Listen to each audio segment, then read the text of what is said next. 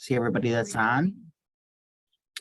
Hope those of you that maybe took a little break the last couple of weeks or got away, hopefully it was nice. Hopefully you were not delayed, as I know some people were coming back from Florida or down south in warmer weather back to Michigan. And we're back and we're happy. Our office was closed last week as it was a holiday, as well as I was out in Seattle for the National Adult Education Conference, which we'll talk a little bit about today. But thanks for joining us again for our April 2022 check-in. It is hard to believe that we are rounding up the last quarter of this program year, and it is just going by very, very quickly. So I hope everyone's doing well. I hope you have had a restful last couple of weeks. We've had a lot of rain, and what is beautiful is that the grass is green, and it's supposed to be 80 degrees on Saturday. And let's not think about the fact that there was SNOW on Monday here in our lovely state of Michigan. Who knows? It could snow next week as well. So we'll just keep moving forward, but happy to have you all here. If you want to say hi in the chat, go right ahead. I always think that it's really important to see where everybody is from, and we've got some new faces here as well. Before we start, actually, if this is your first check-in that you've attended, I wonder if you might just unmute and introduce yourself. Would anyone like to do that and say hello?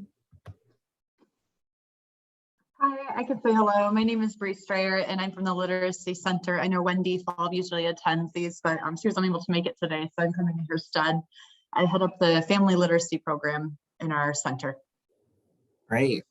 Welcome. We're glad to have you, Bree, from Literacy Center West Michigan. There's lots of West Michigan folks on this call that I'm sure will say hello and welcome you in the chat as well, and we'll get you connected with them. We're happy to have you. Anyone else joining us for the first time this month that willingly wants to say hello? No worries if not. All right. Well, just a note, this week is Volunteer Appreciation Week. So if you have volunteers associated with your program, I know the Literacy Center West Michigan and others have been highlighting on social media that it's a Volunteer Appreciation Week.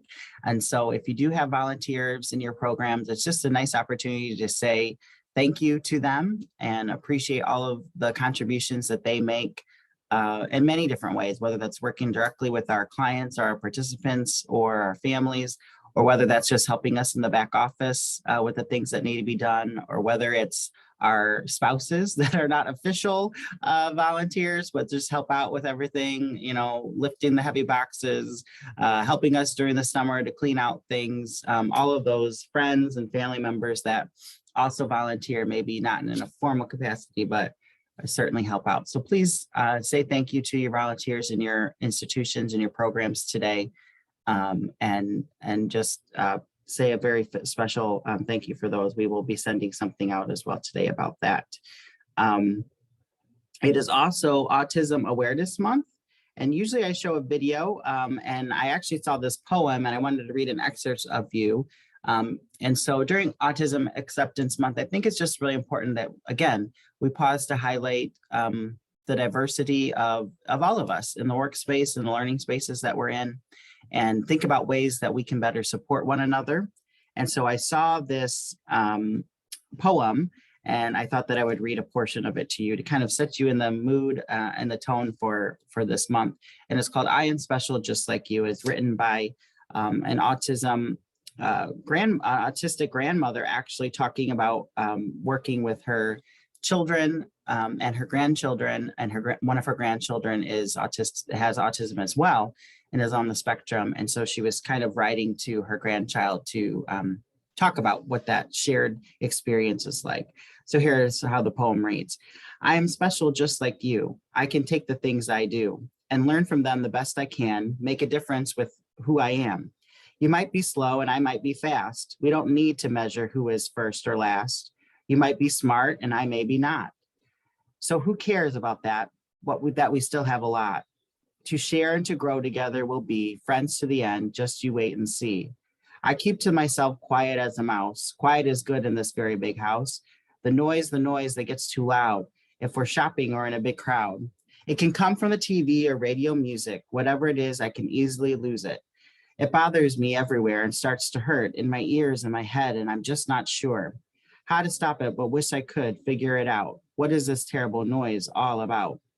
I'm a happy person most of the time and smile at everyone I can find. If I don't understand, I usually cry, which I could tell you, I just don't know why. Sometimes when you speak, I'm not sure what you say. If you're sad or you're hurt, I might not hear it that way. I like it when things are always the same, like my food and toys and my video games. I walk on my toes and twirl round and round. It makes me feel better. It helps me calm down. When you listen to a sound that you don't want to hear, you can take your own hands and cover your ears. If I were a turtle, I could move my head fast back into my shell where it's quiet at last. Sometimes when we talk, I don't look in your eyes. I might just forget, so don't be surprised. If I don't speak at all, let's try to wait. There are other ways we can communicate. It's hard to sit still when I want to play. I start moving around in my own special way. When I get excited, I can keep myself busy by jumping and spinning even though I get dizzy. I can play with my hands and fingers all over. It's just what I do, no need to take cover. When I'm finally tired, I do realize it's the end of today and I can just close my eyes. Things don't look the same to you and me. Where I see a forest, you see a tree. I hear the wind blowing strong in the sky. You hear a breeze as it softly goes by. My smell and my taste are different than yours. So many choices, thank goodness, of course. There's really a lot to say about touch. Sometimes even my clothes feel too much. If I think the light is shining too bright, or even if the noise isn't right. If it smells awful and tastes bad, and anything touching makes me mad. It's a terrible time for you and for me, but it passes so quickly and soon we will see that it's over and done with and better at last. It was just a quick moment, now gone in the past. Say what you say, easy and clear. I only stand exactly what I hear. If I can't find the right words to answer you, watch me carefully. Look at what I do. When all those words get in the way, I learn best when I see it every day. Be patient with me. It does not take me time. Show me again and again until my mind can figure it out so I can tell that I learned what I needed and remember it well. I can do better when you think that I can. Remember to show me and show me again. I know that you love me, so love me through this. I do my best and don't need to be fixed. Help me and teach me. It's simple as that. I need you. I love you, no matter of fact. If I can't tell you exactly how I feel or act out in a way that seems unreal, you're everything I count on every day. Do accept me and cherish my own special way. So during Autism Acceptance Month, I hope that we can kind of embrace that spirit that all of us are facing many different challenges every day, especially those on the spectrum, and we should just be aware of that and incorporate patience and a little bit of grace into our everyday habits as we just are all trying to navigate this crazy world that we are all a part of each and every day. So thank you for taking time to honor that. And thank you again to all volunteers this week. I now want to open it up to some of our regional McKay representatives. I know some were not able to be on the call this morning, but we want to just share any updates that our regions have that they would think would be pertinent to share it with the membership at large. And I want to start up in Prosperity Region 1. If Bill's on, I don't know if Bill, if you want to share anything, and then we'll just kind of run down the list of who's here.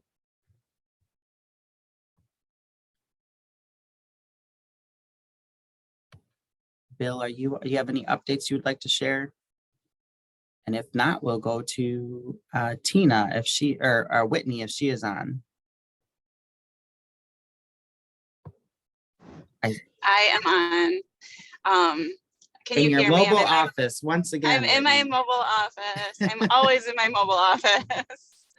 I am on my way to Houghton Lake, and I did have something to share. Last week, one of my teachers, Denise, and I got to meet with the Lieutenant Governor. And we had just had our first graduate at Iosco County Jail the day before that. So I shared with him the story of our graduate and how our teacher at Iosco County Jail, she works 15 hours a week total, but she spent 4 extra with our graduate. He was released that day and just spent time getting resources for him. We found him housing, emergency housing for that night, and then a ride to rehab 3 hours away. So I shared all of this with the governor, just in hopes of like a little glimpse into what our corrections education looks like. And just kind of telling him like, she only works 15 hours a week. It'd be awesome if we could have a full-time teacher. And wouldn't it be cool if we had a social worker that could help find all of these resources? Because we were calling literally everybody we knew. So anyway, that's a little update from up here. We've got good things going, lots of graduations happening, and that's all from my region. Thank you so much, Whitney. You're a great advocate, and she's being very modest and humble, is that this opportunity just kind of came up spur of the moment, and Whitney took advantage of it with her team and said, okay, we got to get there. You know, let's use a couple of minutes and share about the wonderful work that we're doing. Am I right? Yeah, I texted Patrick. I was like, I need some talking points. I did throw in that Mckay was advocating for, what was it, the ARPA funds? I had it at the time. I had my text from Patrick of like what to talk about. So thank you, Patrick, too. So all great moments, sometimes spur of the moment, are wonderful moments. And thank you for sharing that. And I know that there's many stories across the state as well of folks having those opportunities. So we just appreciate and encourage you all to do that. And look, it was a little scary, but what a great advocate Whitney was in that moment for her program and for her participants and staff. So thank you for that, Whitney. I think Brenda is from Region 4 is not with us this morning, so we can certainly jump down. Stacy, are you on this morning? Yes, I'm on. Can you hear me? Stacy, do you have anything you'd like to share with us that you guys are all talking about? Well, nothing in particular, I guess. I can't remember. If I've shared this, we have, as a region, hired or contracted with a marketing firm to do some promotions, created a regional website for all of the programs in the region, a marketing campaign, including digital ad service to mobile devices based on geofencing. So some really interesting promotional stuff that we're doing, and we're starting to look at the data to see how that is sort of paying off, and it's been encouraging so far. We hope to have a little more data to go off from here in the next month or two. Awesome. Thank you for sharing that. I know that you all have been putting a lot of great work into that. I wonder if you or someone could put that link in the chat just so folks could look at it. I think I may have it too as we go on. I can put it in there as well. But thank you, Sure. Stacy. You're welcome. Hey, Patrick. Yeah, Mike. Yeah, Mike O'Connor, Region 4. Brenda is the official representative, but since Pat and I are both on, we might as well say something. Sure, sure. One of the events we have two of these a year, one in August, one in March. March 22nd, we had our Adult Ed Professional Development. It's Region 4, coordinated through the Kent ISD for all the school districts in our region. And it's an all-day professional development training. As I said, we do these twice a year. It included such things as we had a keynote speaker on Refresh, Renew for Better Normal, Judy Malinowski. She does student asset building and emotional awareness, creating a caring professional learning environment. She's actually located on the east side of the state in Novi. If any of you are interested in her, we've had her many times as a keynote, and people keep requesting her back. She's absolutely terrific. Also, we did individual breakout sessions on weapons of math instruction, Alpha 2 learning, math, college, and career readiness overview, ESL and teaching strategies for low level. We did the true colors also, the personality profile assessment. We also went through our adult ed compliance checklist review, which Pat led that group, and then creating a lower level math toolbox, and ESL online Google Classroom information. So a lot of training sessions. We had about 90 people, teachers and administrators that showed up for that, including 4 people from the State Department. So it was quite a successful day. Like I said, we do that twice a year. If anyone would like information on that, just holler, we can help you put it together. Great. Thank you so much for sharing that, Mike. I should have paused to allow you guys to do that. Yeah, you do a wonderful event twice a year, like you said, in addition to just the ongoing meetings that you all have. So appreciate you sharing that. And definitely Pat Wallstra and Mike O'Connor are the gurus at throwing together professional development. So if you need ideas or need a place or need themes, they have done the due diligence and hard work to. Well, it's a whole together a team. lot of We have that whole team we have that works on this. So yeah, Thank you, Mike. thank you. I don't know that Chad Zitterkoff from Westwood Heights, I think that region is actually having a impromptu meeting this morning. So we may move past Region 6, but they're doing well. They've had a couple of changes in some of their leadership with directors, longtime directors leaving, and we'll be honoring them towards the end of the year here from Region 6 that are transitioning into either new positions or retiring. But Chad, if you hop on, you can certainly share with us future updates.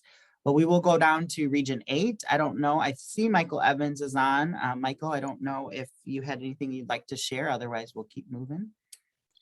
Thank you, Patrick. Indeed, we do. And good morning, everyone. In Region 8, we've been busy in the past month really trying to organize a regional consortium among some of our partners across Southwest Michigan. Our affiliation with Adult Ed comes through the Van Buren ISD School District, and we are attempting to restart some Adult Ed programs in Bangor, Covert.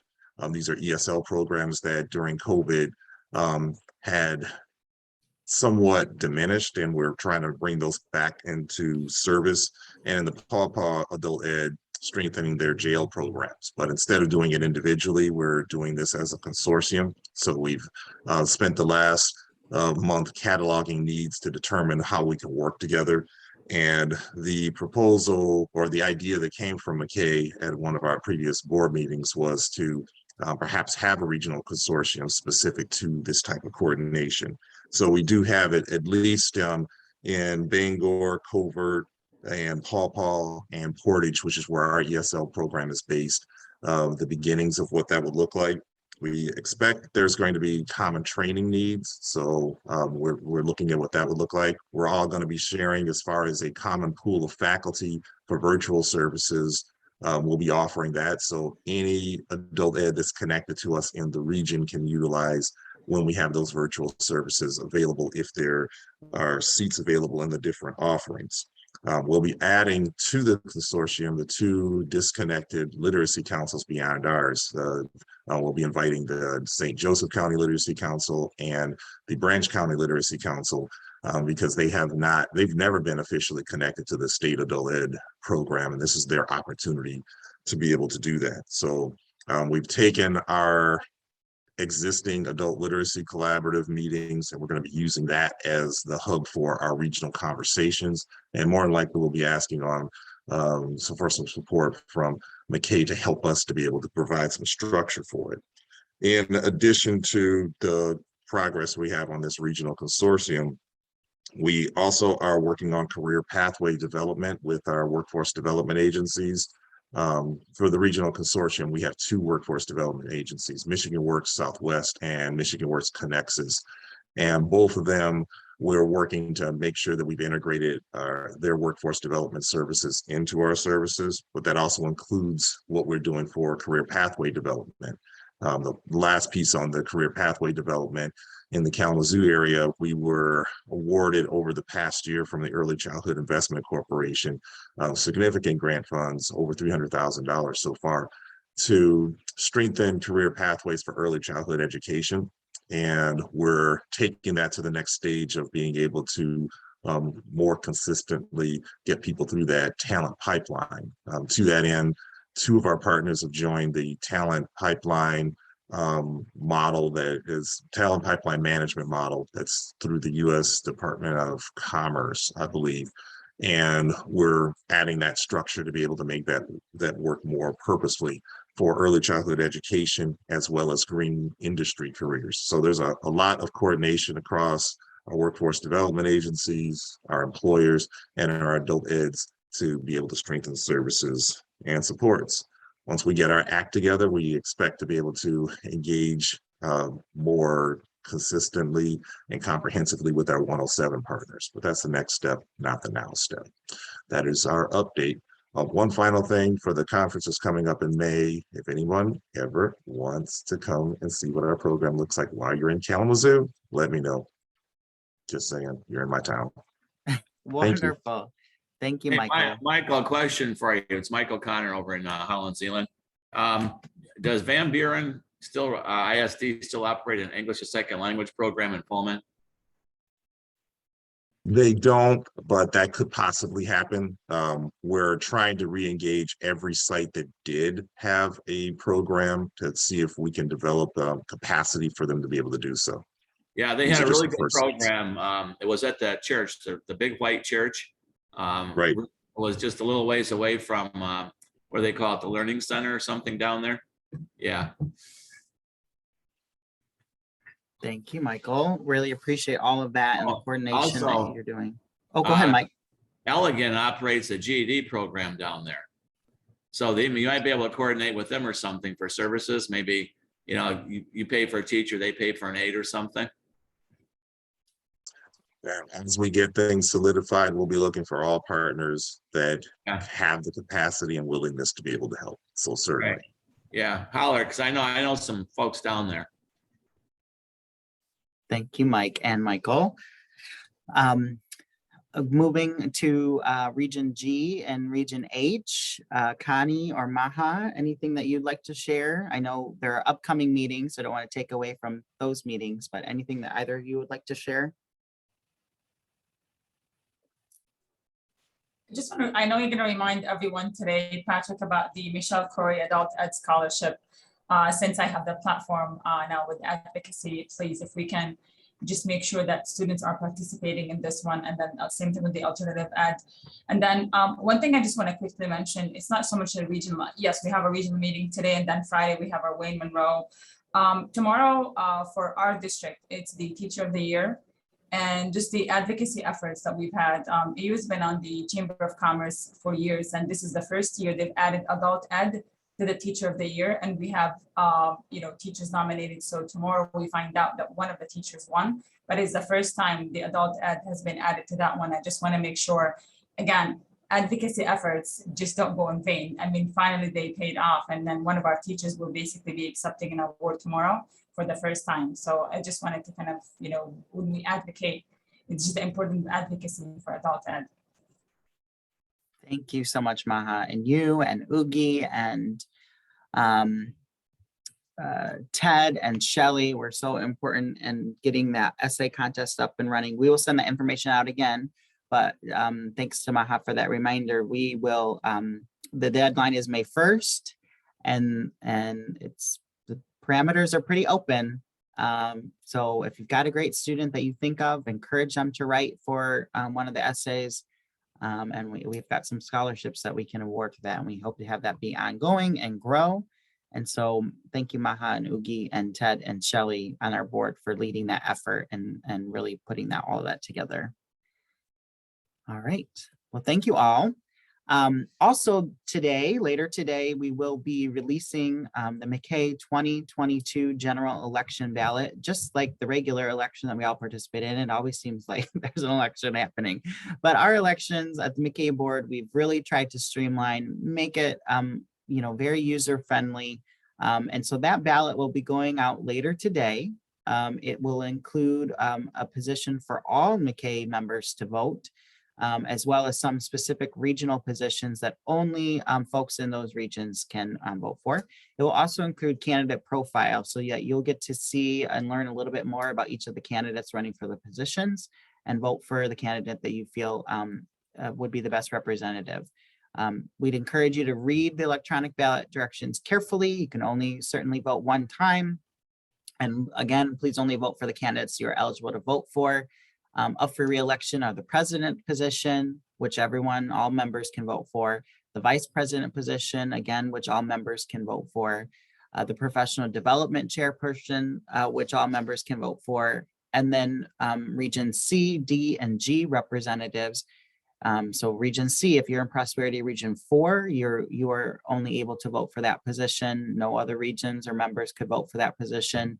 Region D, if you're in Regions 5 or 7, you can vote for that position. And Region G, if you're in Region 9, you can vote for that position. All the specific details will be on the ballot. Very specifically, if you've got questions as it comes out, please respond to us and ask us questions. Judy or I at our office is happy to help you walk through that.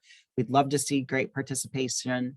And a reminder that the McKay board is representative of you all in the field, and they are your colleagues and your peers that work alongside you. They are voices and representatives. They attend all of the regional meetings. They give feedback back to our board of directors at large. We have regular board meetings where we get feedback and glean feedback about what's happening in the field. And they are an active representatives of McKay at any of those meetings. And so just encourage your participation in that process. I know it's easy to overlook, but we really want folks to be engaged. And I would just say for the future, if you're interested in an opportunity on our McKay board for the future, talk to any of our board members about their experience, about what they do, what the responsibilities are, and just get involved. A great place to start is with the committees that we have, or any of our focus groups or work groups that we have ongoing. So if you're looking to get started or looking to share more in the work of what McKay does, this is a great place to start. And thank you all for participating in this. The election will run for a few weeks, and then we will announce those that have won, and then we'll be joining the board starting July 1st this summer. So thank you all for your participation in that process. Switching now to a few more specific updates regarding youth and alternative education. The Department of Education really kicked off at our Spring Institute just a few weeks ago, about a month ago actually, a series of webinar focused on sexual education and supporting LGBTQ+ youth. I've included a link there to upcoming webinars. I actually had a great conversation with them yesterday within their office. They've got some staffing changes happening, but they would also like to do specific webinar series to support not only youth, but adults that might identify in the LGBTQ+ community and ways that we can continue to support them in their educational experiences. So I look forward to maybe later this summer or early fall launching a series specific to McKay. But for now, these are just different webinar opportunities that we would encourage folks to take a part of.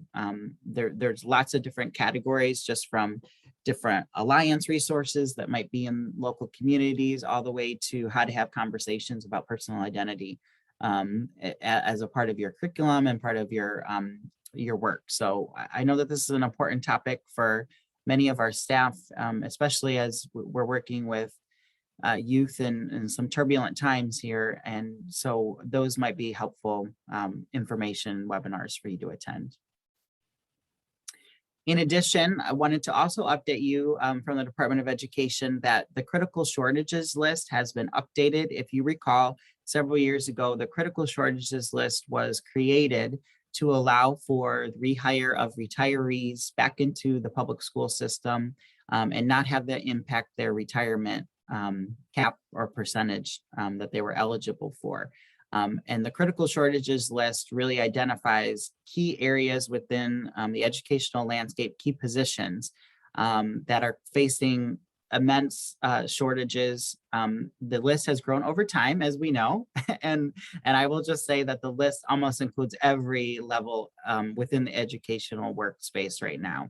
And so in some ways, it's a glass half full, glass half empty in terms of it's still a great opportunity that's available there, but it also is becoming even more difficult to find qualified candidates for all different types of positions. So I've included the link there. Adult education, all positions within adult education is specifically listed there. And so again, that's just an opportunity for you as you are working through that retention and recruitment process to continue to work, especially if you're within a school setting, to work to hire those individuals, rehire them back into your program. There's more specific information on the actual process for that. There is kind of a, I don't want to say a lengthy, but I would say a complex process, if you will, to ensure that someone completes the paperwork and goes through the proper channels to signify that they're being rehired through the critical shortages list and not simply just being rehired as an employee of the school district. EO, I saw that your hand was up. Did you want to ask a question about this? Yeah, just real quick. I'm just wondering if any other providers or directors have resistance from their HR department to hire retired teachers, because we certainly do. They are not big fans of it, and I explain, well, we're part of the critical shortage list. It shouldn't matter, but they give us a lot of pushback, and I'm just wondering if anybody else has similar issues. What is their reason for the pushback? I mean, the retirement percentages are cheaper for a rehire. So I'm wondering what the disadvantage is that they're. I couldn't really tell you, Tammy. We tried hiring one instructor and they just, well, she has to make sure she doesn't have these many hours. And I'm like, well, I don't think that's part of the critical shortage. I mean, part of that stipulation and that critical shortage is that they don't have to do that. So well, that's on the teacher anyway. Like that's their responsibility to make sure they don't mess up their retirement. Right. So I don't know if someone's ever come back at HR and, maybe that's why they have bad experience with a different program where someone did more hours than they were supposed to and they came back at HR. Maybe there's something about the coding that can be a little bit complicated. We had something get messed up with ours. 4 of our 6 teachers are critical shortage. And we had a big issue. Our teacher lost her healthcare for a hot minute because of something that happened in the budget office. So it is a little bit complicated, I think. But like Tammy said, it saves you a lot of money. Right. And maybe that's what have them call the office at Zeeland Public Schools. I have several teachers.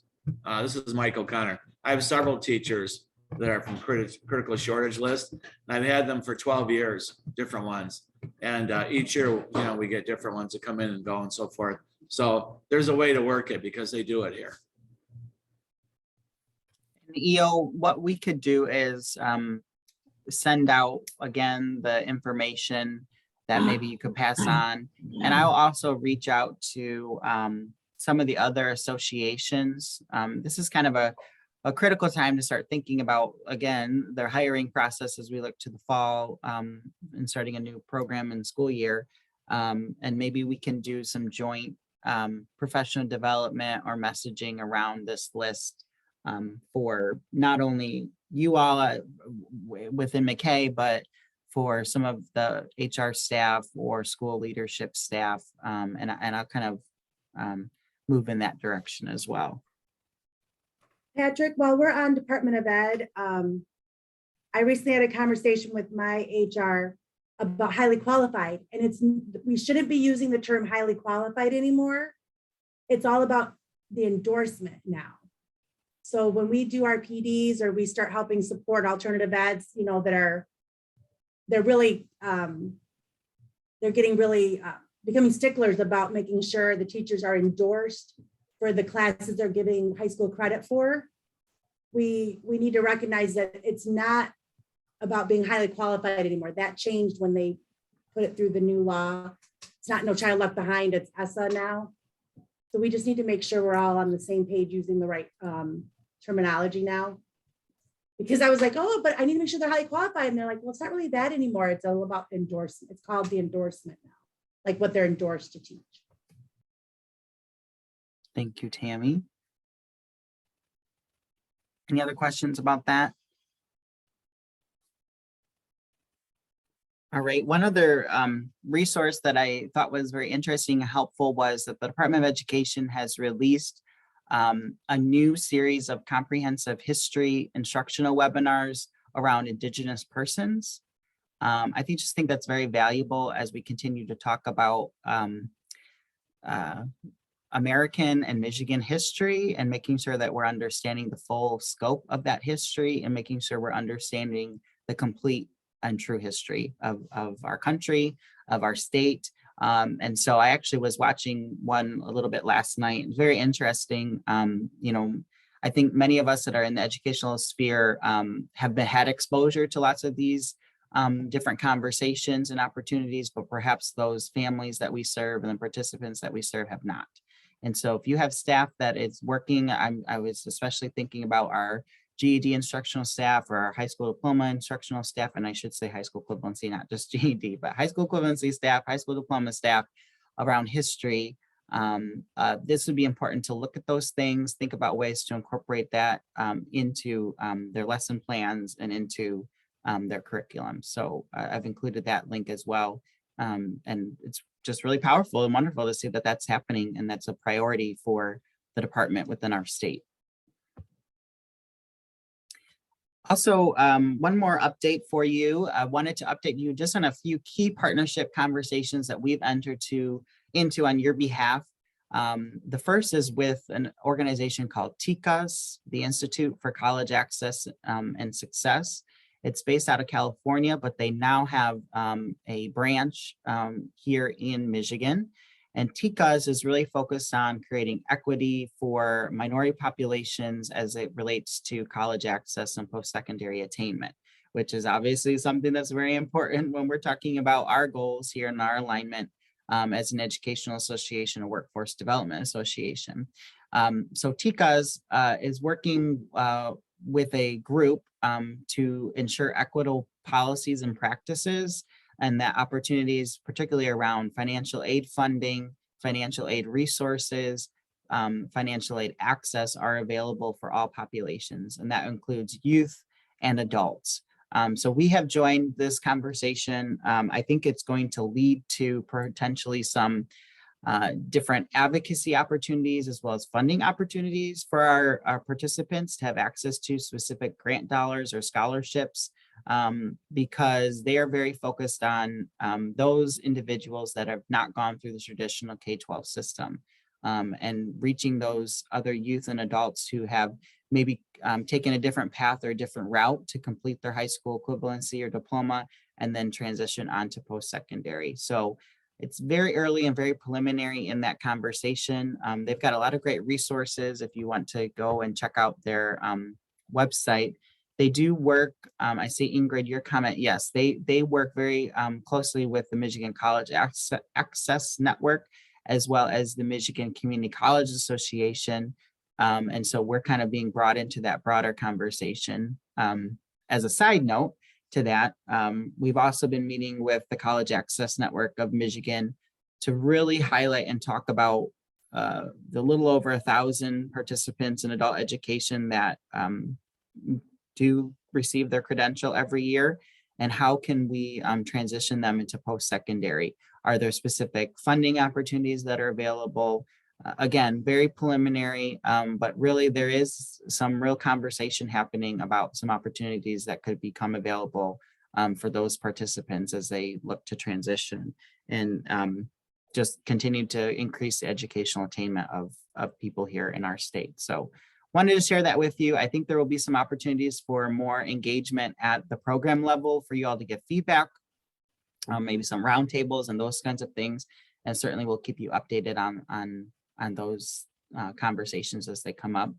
The second partnership piece is that in my role, I also serve on the policy and advocacy committee for the Michigan Kinship Care Coalition. I'd love to have them come and talk to this body at some point about the wonderful work that they do. But essentially, it's a group of like-minded associations and individuals that support relative caregivers. Those are caregivers who are adults they're caring for children who are not their biological children, but perhaps are a related family member, whether that's a grandchild, whether that's a cousin. And I'm sure that many of our youth have gone through the foster care system, as well as some of our adult learners, some of our children that are in community education programs. But they are holding a Relative Caregivers Day on May 18th at the Capitol. So it's their Dome Day, and they're going to be inviting all relative caregivers. So any adult who is a caregiver for another child who's not their biological child to come and participate. That's a joint project that they're working on with several organizations. Will be represented there through McKay. So if you have anyone who falls into that category that you can think of, that you know of, we'll certainly be sending this information out in an email, but I would just put a bug in their ear and say this is something that they might want to attend. Certainly when we talk about our adult learners who have many different roles and responsibilities that they're balancing, one of those could also be that they're a relative caregiver. So I trust all of you that you know who those individuals may be in your programs. And so there are several opportunities as well for, if they don't have their own transportation, for different community-based agencies around different regions in our state to transport those individuals. So we'll get all that information out to everyone. We wanted to share that with you, or maybe there's some of you as professionals who are relative caregivers and you'd like to participate as well in that day. So more information to come on that. And then the last partnership opportunity is that McKay also sits as the co-chairs of the Kids Count project, which is a part of the Michigan League for Public Policy. And this is a biannual convening, again, of agencies that are focused on early childhood through career programming. And the Kids Count data book is actually a part of a larger national collection of data around children, education, economic impact, health, financial literacy, all of those components. We've sent this information out before, but I'm happy to do it again. They have some really great data as it relates to the impact on educational outcomes for children by county in our state. They align a lot with the US Census data information and compile and pull all that together. Something that was interesting from that data coalition group was that they were sharing that there's some vast discrepancies in the United States Census data information from last year. And so they're really leaning on and trying to get the word out to associations like McKay and other entities that we should be looking and using the 5-year survey data as opposed to the individual data from last year in the census because of that discrepancy.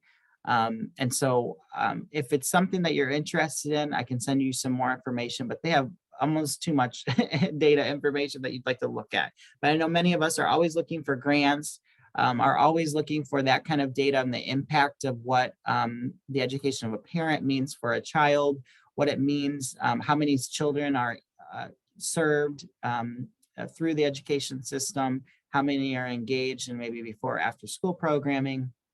A lot of that, how many fall within the poverty, how many also conversely maybe fall into the ALICE population. So lots of great information there. You can Google the Kids Count data under the League for Public Policy, but we will also include that information in our next newsletter as a part of the wider project. So that's very exciting that McKay has been invited to be a part of those conversations.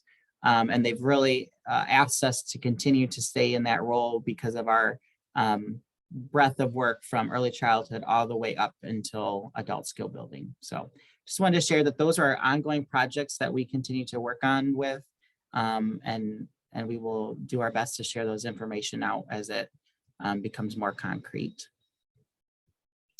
Lastly, around adult education, and then we'll transition to a quick update about CLEP testing, is that we have submitted commentary. Public commentary was opened around an update to the Futures for Frontliners Pathway 2 handbook.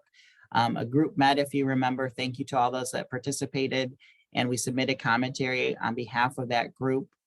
We also submitted commentary on the We Owe a State Unified Plan a few weeks ago in the last month. There is now an opportunity to comment on the proposed levels of performance going forward for our state unified WIOA plan. And so we would encourage and invite all members that are available and receive WIOA funding to join us on Monday, April 25th at 3:30 p.m. We will be going through the proposed levels, and then we will be garnering comment that will be formally submitted to the Office of Adult Education through McKay by April 27th is the deadline. So we can talk about this further, but essentially what we will be doing is just going through the proposed levels of performance that they have. It was sent out in an email, and certainly we can send this information out to you all as well to review if you didn't receive that. But we'll be going through, part of our commentary will be to ask questions for clarification. Part of it will be to add commentary about perhaps why that performance level is the way that it is. Part of it will also probably be able to add specific examples of why performance may not have been met, especially with the ongoing COVID-19 pandemic over the last couple of program years. And then all that information will be collected into a singular document that will be submitted on behalf of McKay. I think it's really important that we do these types of feedback, and that we are adding commentary and making sure our voices are heard as the practitioners, experts, and providers that we are. As of now, no, I see your comment, Tammy. Erica will not be attending. This is just a McKay specific meeting. If that's something that we think that we appropriate, we could ask her to join maybe at the 4 o'clock hour. And Or maybe we can add just talk to her in comments as well. advance to get the history of, you know, the levels, why they are where they are now. Those levels, I believe, were submitted before COVID. So, you know, understanding, are they going to look to us? Like, what are they looking to negotiate? Are they going to look to try to bring them down due to the dynamic changes that have occurred in all of our programs and our performance? You know, kind of just see where the state's at and the history, so that it'll be more productive for us. Sure, we can do that. Yeah. So please join us if you can, mark your calendar, and we'll send out a Zoom information, or you can email me directly, and I'll just add you to our list and make sure that you get that information, or put it into the chat as well. Please also, I don't want to litigate this too much, but please also take time if you're an adult education service provider, or even if you're a Michigan Works agency as well. If you need help connecting with your Michigan Rehabilitative Services network within your region, we are launching a joint project with them on a series of different areas. And the first part is to identify lead contacts among our McKay program providers that we can share with them, so that we can better dialogue and create community between our respective fields. And so I'm going to drop the link into the chat for that. If you are interested in completing that, we would ask that only one submission be for every program. And it really does not take very long to complete that survey. We really are trying to have the information in. If you have colleagues that you work with directly that have had challenges or are trying to look at Connect that you know of, please share this with them as well. We're really trying to gather this list and share that in a timely fashion with them, and really show our commitment to wanting to expand that partnership with them. And it's been very productive. They've been very receptive. Several of our board members and I presented to all of the 16 different district managers of the MRS services a few weeks ago. We kind of did a adult ed snapshot, talked about the different services that we offer, and it was really valuable for them just to review that. Some knew that information, some didn't. It was new information. And then this next series of phases of projects is really to drill down into the workers, right? The people that are working with you all as providers on a daily basis. And so that information trickles down to the people that it needs to.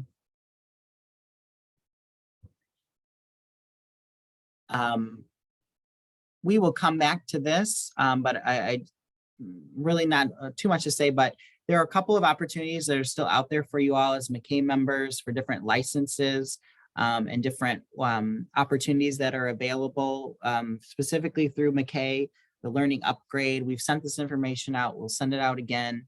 Also, New Readers Press is offering free shipping on orders over $100. through the end of this month. We are also working on a partnership with Voxy Engine, which I'm very, very excited about to be announcing very soon. They will be offering a really competitive rate specifically for McKay. If you're interested in those, we'll have a series of webinars coming up in May to talk about all of these different opportunities specifically if you want to take advantage of them. But just wanted to have that on your radar as something to look forward to. But I don't want to take away, we've only got a few minutes left, and I'd love to have our next presenter come in. So I'm going to get it over to Ted Gardella to talk to us a little bit about some CLEP testing opportunities. And if you're on, Ted, that'd be great to have you welcome and introduce yourself. Hi, Patrick. Yes, I'm here. My name's Ted Gardella. I'm the Senior Director for the College Board for Michigan and also for Missouri, but I've been serving this position in Michigan for 6 years. We provide the SAT suite to K-12. We also do advanced placement, but most importantly for this team, we also work with the CLEP, the College Level Examination Program. And we have been working for about 4 years with K-12. We're up to, I believe, 60 test centers that are located within high schools or intermediate school districts. And we provide an opportunity for all students, but specifically for low-income students, to take the CLEP test at their own school. Low-income students only pay $5 for a CLEP test, and a qualifying score can yield anywhere from 3 to 9 credits for a student. We've also worked with the adult learning population around the CLEP tests and exam centers. Most community colleges are CLEP test centers, but we've also, I know that the Utica Adult and Community Ed Center is opened as a CLEP test center for the county, for Macomb County. But the idea here is to provide this opportunity to adult learners to really expand their possibilities with the funding that they already have under Michigan Reconnect and Futures for Frontliners. We work with another nonprofit organization called Modern States Education Alliance. And what Modern States has done is they have put together free online prep courses for every single CLEP test. And in addition to the free online prep courses, if a person completes a Modern States course, Modern States will pay for the CLEP test and also for any administration fees. So it really is truly free college credit. So when you think about Futures for Frontliners or Michigan Reconnect, if you combine CLEP tests along with the traditional learning that they do at the community college level, you can really expand the opportunities for your adult learners. Plus, they can do this on their own time at their convenience. They can take the Modern States coursework, and then if you decide to set up a CLEP test center within your adult or community ed facility, you can do that. There's really no cost for it. It can be what we call a limited test center. So you can limit the people who can actually take the CLEP test with you. It is an online test. I think I'm gonna share a screen just to give you a real quick. Patrick, I guess you would have to. Oh, there you go. Apologies about that. That's okay. Let's.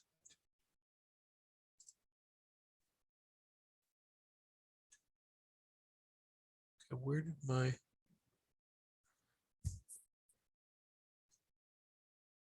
Let's see. Nope, I don't think that's it. Is this it? Sorry.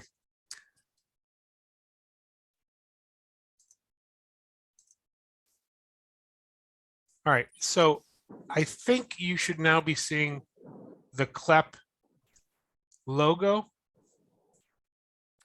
I don't think you've started sharing your screen yet, Ted. Let's see. There you go. All right, can you see that? Yep, now we can see that. So just really quickly, it is our college level examination program. There are 34 different exams.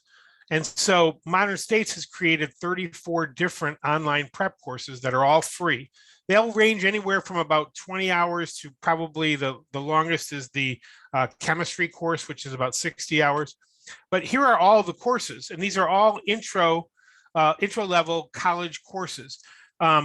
We have a document with all of the community college and college CLEP credit policies. It's available through the Michigan Department of Education. We work with them to update it every year.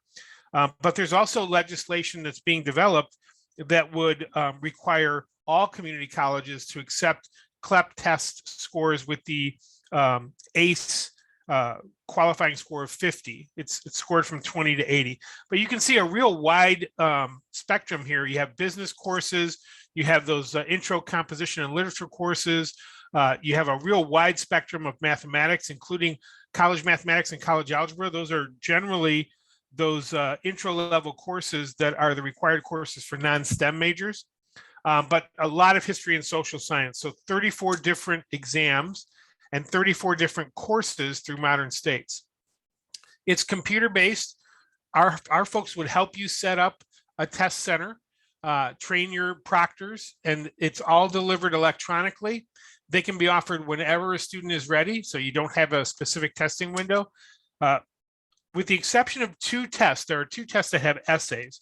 With the exception of those 2 tests, the adult learners would receive their exam scores immediately. So as soon as they're done and hit submit, they get their exam score back and would know whether they have a qualifying score or not. Over 2,900 colleges and universities. And again, we're working with the legislature to really clarify a transparent and consistent policy. CLEP exams can be administered at a CLEP center, test center, but we also have remote proctoring available now. It is a bit more expensive than just having a CLEP test center. But if you decide to set up a CLEP test center, our staff would help you. And then you can decide to either have no administration fee or a small administration fee. It's a test center application. There is a very short contract. Your staff training is done remotely. And then our technical folks work with you to make sure that you have the right computers and the right setup. It has to be done at this point on a Windows machine. So it cannot be done on tablets or on Chromebooks at this point in time. We are working on that. We should have a more expansive platform by next year. Now, again, this is what I want to talk most with you about, is that Modern States, and you can go to modernstates.org and you can see all of this information. All of the courses are free. And then if they complete the Modern States course, they will get a voucher for a free CLEP exam. And if they pay an administration fee, they can submit that and they get reimbursed for the administration fee. All they have to do is register at modernstates.org. They complete all the lectures and practice questions. They get their free CLEP voucher. They register for a CLEP exam. If you're the test center, they can do it there. Schedule it and complete their CLEP exam. We've got some great success stories, especially in the K-12 realm.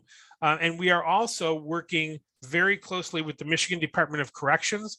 And we expect to be able very soon to announce that we're able to provide the Modern States coursework and CLEP examinations in the incarcerated population, not only in Michigan, but in multiple states as well. So if you have any questions about setup, you would contact Ginny Barron, my colleague, G. Barron at collegeboard.org. Any questions about the process and what we're doing, you can contact me.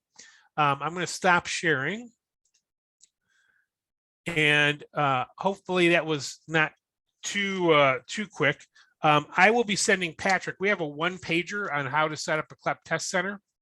But the idea here is really to work with your clientele and to really get them started on their college credits at no cost. It's a little bit lower stress environment than spending time in a classroom twice a week for 14 weeks. They can do it at their own pace. And it's all at no charge. We would love to work with all of you, or some of you, or as many of you as have interest, and provide marketing materials and more support to get your test center set up.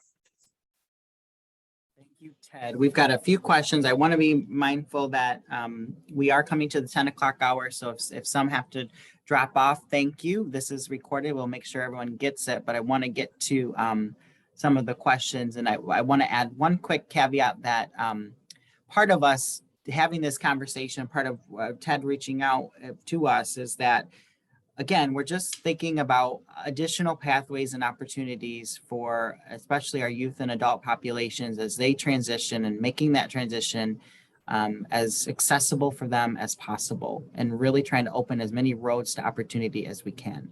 And this is another way that we see as a potential opportunity for us to do that. And as Ted said, potentially they have at minimal cost to a lot of our participants, have them go through a series of tests to receive college credit, have that college credit accepted at the local community college, and not have to use much of the federal assistance dollars that they might otherwise have to use for remedial or other classes. And that's really kind of our and I've had so many conversations with many of you about that. But Ted, there are a few questions in the chat. One is, Sure. Tammy was saying, is this only for eligible for Future Frontliners Reconnect, applicable for? It's for any adult learner. So the way Modern States works is really, it's just if you if you complete the Modern States coursework, they will send a voucher. And they had at the original point where we discussed and made our partnership together with Modern States, they reserved 10,000 vouchers for Michigan adult learners. Now, I don't think we've even used 200 of those vouchers. So we'd love to get those used up. It does not have to be someone who's in Futures for Frontliners or Reconnect. It can be any of your adult students. Many of these courses, depending on where they are in their GED process, many of these courses may even help support them as they're working toward their high school equivalency. So especially I look at college mathematics and college algebra. College math is probably a pre-algebra 2 level course, and college algebra is kind of an algebra 2 pre-calc level course. So those could be used to help support them in their high school equivalency. So too could the composition courses as well. I do see the other question. It is not based on immigration status or citizenship. So it is open to anyone who completes a Modern States course. They just have to register, complete the course, get the voucher. They could take the CLEP test, and then they need to really check and make sure that the community college that they're committed to, or the college that they're committed to, has a strong CLEP policy. And I'll email those the link to the document we share and update with MDE every year, so that you can have that available and say, hey, check out your community college first.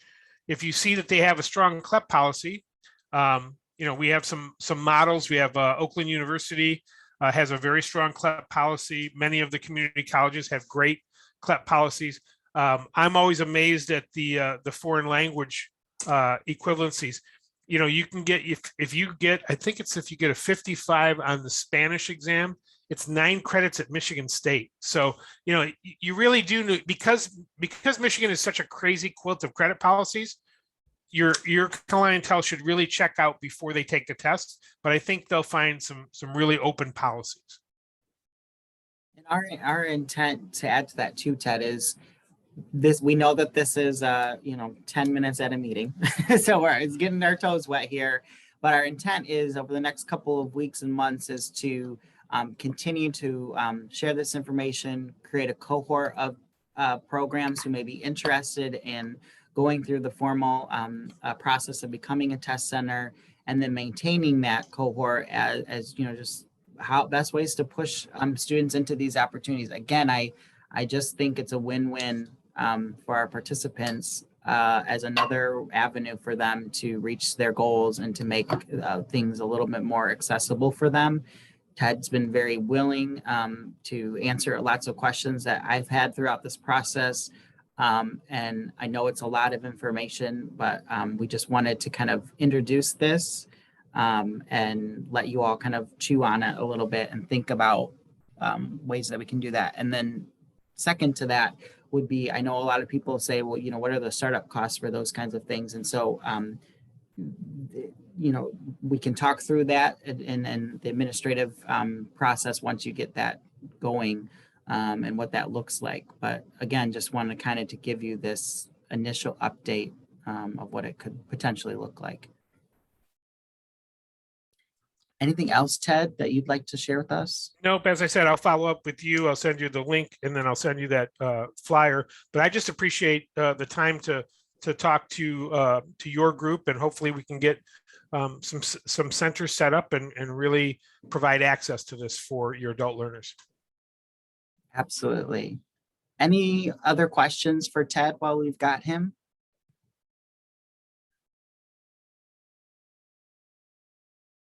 All right, we will get this information out to everyone. We'll follow up with you, Ted. Really appreciate this. I apologize. You did a great job with only 11 minutes versus the 15 that I said that we might have. I was hoping to get a little more. So thank you for being flexible with us on that. These meetings, it's always great, but sometimes we over anticipate what we can cover. I appreciate it. Thanks very much, Patrick. Thank you, Ted. And any other final thoughts or questions from anyone before we kind of sign off for today? Patrick, I'm wondering, this is Ann Van Dusen. I wonder if you could stand for a minute to talk about 23 plus. Absolutely. I've been meaning to circle back with you. Yes. Any other questions or comments before we sign off? All right. Well, we hope you have a wonderful month. Perhaps we'll be seeing some of you in a few weeks at the MAETC conference. Hope you're well. Hope you stay safe. And looking forward to sunny days ahead by the end of the week, right? So take care, everyone. We will see you very, very soon for our next check-in.